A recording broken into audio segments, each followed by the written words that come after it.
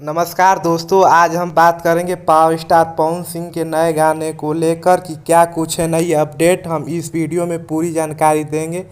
अगर हमारे चैनल पर नए हैं तो चैनल को सब्सक्राइब कर लीजिए। तो बात करें गाने की, तो गाने को पवन भैया ने गाया है और साथ में अनुपमा यादव भी गाई है और एक्टर्स के रूप में डिम्पल सिंह नज़र आने वाली हैं। पवन भैया और डिम्पल सिंह के साथ जब भी गाना आता है तो हिट और बवाल तो होता ही रहता है। और आप लोग को बता दें, इस गाने की शूटिंग लखनऊ में हुई है और इस गाने का शूटिंग कंप्लीट हो चुका है। बहुत जल्द इस गाने का पोस्टर रिलीज कर दिया जाएगा। और आप लोग को बता दें, चांदनी सिंह के भी साथ एक पवन भैया की शूटिंग हुई है। फिर से दोनों की जोड़ी एक साथ देखने को मिलेगी।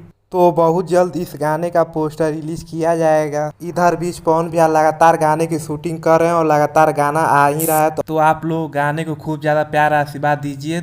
जैसे ही गाने का अपडेट मिलेगा तो आप लोग को हम अगले वीडियो में बताएंगे। तब तक के लिए धन्यवाद।